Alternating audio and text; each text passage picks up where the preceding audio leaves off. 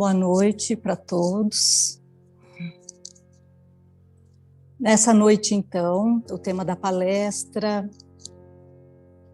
é a afabilidade e doçura. Então, nós estamos aqui no capítulo 9 do Evangelho segundo o Espiritismo, Bem-aventurados os mansos e pacíficos. Então, o item 6, nós vamos falar sobre a afabilidade e a doçura. A afabilidade, então, é aquela qualidade do que é afável, do que é delicado, cortês, e a doçura é a qualidade, a expressão do que é brando e suave. Nessa instrução, o Espírito Lázaro nos fala que aquele que ama o próximo é bondoso para com os seus semelhantes. E essa bondade, essa benevolência, então, nós vamos falar da benevolência, ela se manifesta através da afabilidade e dessa doçura. Mas Lázaro, logo no começo, ele vai nos dizer, então, que essa afabilidade e essa doçura, ela não é aquela que é fruto da boa educação social e que uma pessoa bem educada e experiente parece ter. E nem é aquela versão, então, das máscaras que nós usamos em sociedade. Nós, por uma questão de sobrevivência social, usamos muitas máscaras, né? Então, as máscaras que a gente usa em sociedade. Por exemplo, se a gente vai trabalhar num ambiente em que o ambiente é muito conservador, nós sabemos que temos que usar uma vestimenta mais conservador, que temos que ter atitudes, né? No falar, nós nos dirigimos às pessoas, e então nós assumimos ali um conjunto de atitudes, um conjunto de palavreados, de vestimenta que é compatível com aquele ambiente que nós estamos frequentando, mas que não representa aquilo que nós somos, então, no nosso íntimo. Então, Lázaro, ele nos alerta para isso, que essa afabilidade e que essa doçura não é disso que ele está falando. E principalmente, não só no nosso meio, mas em toda na sociedade em geral, principalmente nas casas espíritas ou nos templos, né, de oração, sejam eles quais forem, as pessoas assumem então essa atitude. O Lázaro nos alerta para isso. Então, numa casa espírita, vamos dar o nosso exemplo. Numa casa espírita, muitas vezes, nós sabemos que é requerido de nós a caridade, a bondade, um certo jeito de se falar, de se dirigir ao próximo, e nós assumimos esse tipo de comportamento. Então, Lázaro fala que o mundo está cheio de pessoas que fingem possuir essa qualidade, mas que na realidade né, não são assim. E nos alerta ainda para dois tipos de atitudes.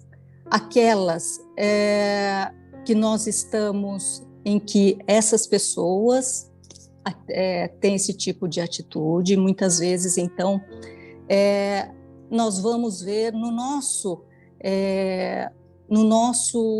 dia a dia, numa casa espírita, por exemplo, aquele tipo de pessoa que é sempre muito cordata, muito caridosa, muito afável ao falar, e ela, de repente, ao menor sinal de contrariedade, essa pessoa explode.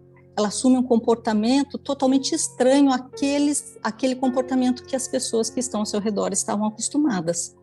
Então, isso revela que essas pessoas, na verdade, o que o Lázaro quer nos dizer, essas não são realmente as pessoas que são afáveis e doces, né? Conforme eu vou dizer, nós vamos desenvolver um pouquinho mais para frente, nós vamos ver que essa qualidade de ser afável e doce é uma qualidade de um espírito nobre. Ele alerta ainda para o fato daquelas pessoas que possuem muitas vezes esse comportamento em sociedade e na intimidade do lar são verdadeiros verdugos. Então são aquelas pessoas que na intimidade do seu lar, em sociedade, seja no trabalho, seja numa casa espírita, seja em qualquer templo de oração, essas pessoas são aquelas pessoas extremamente controladas, afáveis, cordatas, muito amigas, mas que quando chegam no seu lar se tornam aqueles tiranos domésticos. Então, Lázaro nos alerta e nos diz que não é dessa virtude que nós estamos falando. Nós queremos falar aqui, então, dessa manifestação real do amor ao próximo. Porque quando esse sentimento realmente existe dentro de nós, ele se expressa em todos os momentos das nossas vidas. Aquele que é doce, afável, o é em qualquer lugar e circunstância, porque essa virtude já faz parte das nossas aquisições morais. Então, vejamos uma coisa, não é por acaso que essa instrução se encontra no capítulo que trata dessa bem-aventurança. Então, nesta bem-aventurança, nesse capítulo 9, nós vamos falar, então, bem-aventurados os mansos e pacíficos, e porque eles herdarão a terra. Primeiro, como nos relata Mateus, Jesus fala, bem-aventurados os mansos, porque eles herdarão a terra. Nesse momento, Jesus nos faz uma promessa, quando ele nos diz essa bem-aventurança. No final desse capítulo 9, Kardec nos explica exatamente o que Jesus quis nos dizer com essa expressão herdar a terra, que significa permanecer nela após a sua mudança de um mundo de provas e expiações para um mundo de regeneração. E essa mudança acontecerá com o afastamento para planetas mais primitivos que a Terra dos espíritos que insistem em fazer o mal. Então, vejamos aqui a promessa que Jesus nos faz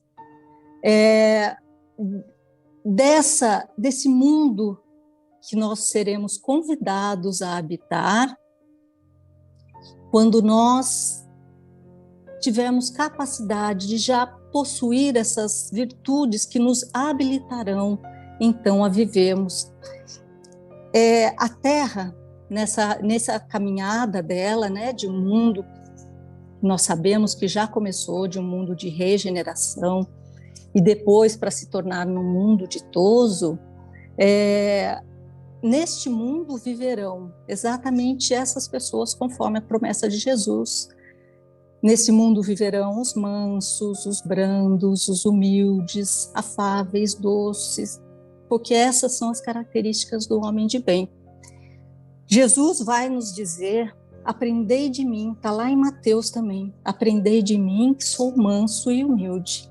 Então, Jesus nos apresenta aqui a afabilidade e a doçura como virtudes que devem ser conquistadas por nós. E essa virtude da afabilidade e da doçura muitas vezes tem sido confundida com fraqueza. Geralmente, quando nós vemos alguém muito terno, muito doce, nós lembramos de alguém que não possui a característica da força moral, da vontade firme. E quem foi o maior expoente dessa virtude no nosso mundo até hoje? Foi Jesus. E Jesus era um homem com uma firmeza de caráter ímpar. Ele sabia se impor sem a necessidade da força, da brutalidade, nunca. Nem nos seus momentos em que ele se entrega, à crucificação, aos seus algozes, ele se dirigiu a eles de maneira descortês, se mantendo dócil, se mantendo como um cordeiro realmente até o último instante. E isso, naquela época, já foi confundido pelos homens como fraqueza. Depois de Jesus, nós vamos ver, então, todos os mártires de todos os tempos, os primeiros cristãos. Nós podemos citar muitos aqui, Jan Hus, Joana d'Arc, Gandhi, todos aqueles que estiveram, de alguma maneira, comprometidos com o amor, possuíam essa característica. Apesar dessa promessa de Jesus, desse mundo, essa promessa de podermos habitar esse mundo regenerado, o que nos parece é que essa bem-aventurança, ela ficou esquecida, porque eu acabei de ler um livro agora exatamente sobre a história do cristianismo, e a história do cristianismo é a história da imposição dessa crença pela força. Assim que Jesus desencarna, nós vamos ver, então, que se inicia, né, primeiramente, o combate àquela doutrina nova que nascia, e depois, quando o Império Romano se torna cristão, nós vamos, então, perceber que começa, então, a imposição dessa crença nova, né, dessa imposição pela força. Então, nós vamos ver as cruzadas, a Inquisição, a noite de São Bartolomeu, todos os episódios da imposição do cristianismo pela força, inclusive as guerras que existem até hoje, né, chamadas guerras santas, todas. Então, a história do cristianismo está ligada a essa imposição pela força.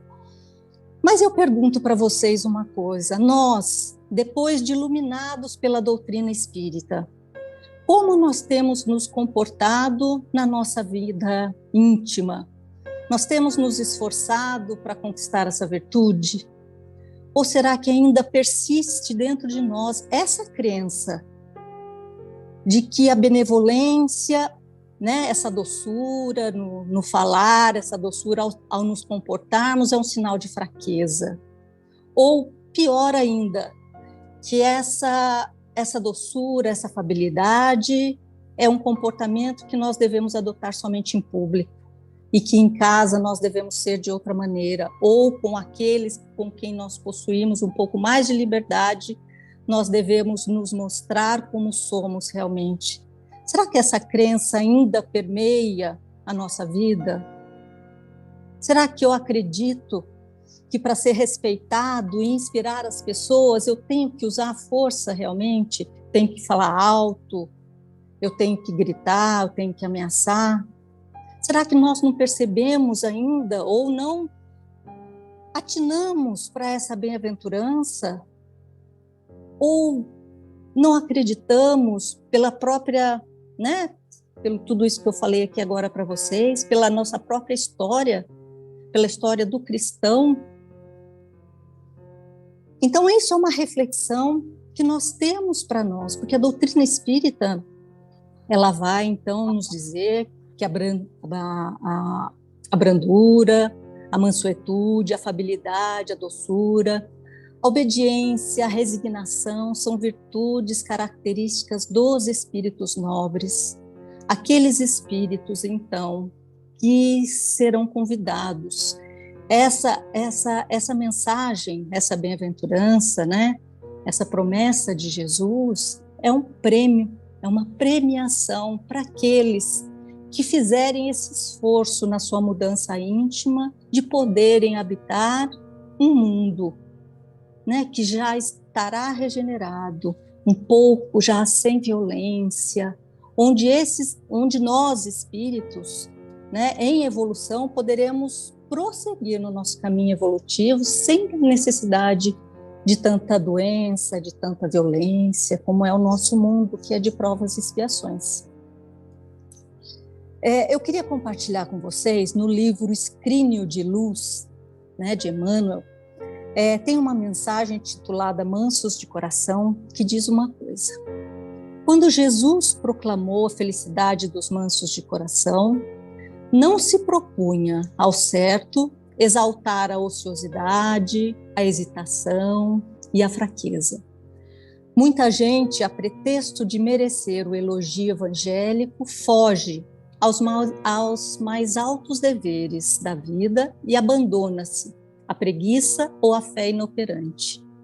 O mestre desejava destacar as almas equilibradas, os homens compreensivos e as criaturas de boa vontade, que, alcançando o valor do tempo, sabem plantar o bem, esperar-lhe a colheita, sem desespero e sem violência. A cortesia é o primeiro passo da caridade. A gentileza é o princípio do amor. E olha só, no último parágrafo ele nos fala uma coisa. O espírito de quem ara a terra com Jesus compreende que o pântano pede socorro, que a planta frágil espera defesa, que o mato inculto reclama cuidados e os detritos do temporal podem ser convertidos em valioso adubo no silêncio do chão. Então vejam a metáfora que Emmanuel usa aqui. Quando ele fala de pântano, ele fala do homem. Quando ele fala de planta frágil, ele fala do homem. Quando ele fala mato inculto, ele fala do homem. Quando ele fala detritos do temporal, ele fala do homem. Então aqui Emmanuel nos fala, este homem que parece um pântano, uma planta frágil, um mato inculto, ou os detritos do temporal, podem ser convertidos em valioso adubo no silêncio do chão, através da gentileza, que é o princípio do amor, através da cortesia. No livro Espelhos da Alma, existem alguns capítulos de alguns psicólogos, e no final de cada capítulo são feitas algumas perguntas para a mentora Joana de Ângeles, que nos responde as questões, né, apresentadas ali para ela. Nesse livro é perguntado, né, a mentora é questionada, como fazermos para conquistar essas virtudes que nos tornarão homens de bem. E então, lá, Joana de Ângeles nos fala que a reflexão, a meditação, a leitura saudável, a oração e o trabalho fraternal em favor do próximo são as metodologias capazes de nos aproximar deste ideal de vida. Mas o importante mesmo é não perder Jesus de vista, seguindo-lhe os ensinamentos e aprendendo com ele acerca da renúncia, da abnegação, do devotamento e do sacrifício, que enriquecem os sentimentos e iluminam os conhecimentos em torno da conquista desta plenitude que todos nós buscamos. Então, de tudo isso que eu falei para vocês, nós podemos, então, fazer um fechamento apresentando a afabilidade e a doçura não mais como simplesmente um comportamento social. E isso é muito importante, é isso que o Espírito Lázaro nos fala nessa mensagem, que essa afabilidade, essa doçura, ela é uma manifestação da benevolência. A benevolência é bem-querer, então a afabilidade e a doçura são manifestações de quem ama realmente. E será que nós estamos amando? Será que nós estamos, pelo menos, nos esforçando para aprender, né? Como diz aqui a mentora, como a mentora nos orienta, o trabalho, tudo isso, né? As reflexões, as meditações, a leitura, nós devemos buscar e enfatizar esse crescimento e essa vontade de adquirir essas virtudes, não mais relegando esses comportamentos como a brandura, a mansuetude a um comportamento meramente social, mas que realmente eles se integrem à nossa personalidade, né? Joana de Ângeles nos fala que a disciplina antecede a espontaneidade. O que ela nos quer dizer com isso? Ela fala em mais de um livro isso para nós. Enquanto essa virtude não for espontânea no nosso ser, que nós possamos, então, ter a disciplina, nos disciplinarmos para nos comportarmos assim, não somente em sociedade, mas principalmente no nosso lar, com aqueles com que nós mais amamos e com certeza são aqueles a quem nós mais devemos o nosso amor, o carinho e toda a nossa vida. Então, era isso que eu queria apresentar para vocês hoje sobre a afabilidade e a doçura, e eu espero que esse texto singelo e essa minha esse meu estudo a respeito desse tema tenha servido para vocês também fazerem essas perguntas e essas indagações para vocês mesmos, para que vocês, por vocês mesmos, cada um possa tratar de fazer a sua reforma íntima e que nós possamos um dia, né, sermos convidados para habitar esse mundo novo, regenerado, como homens de bem, que com certeza seremos. Muito obrigada a todos. É isso.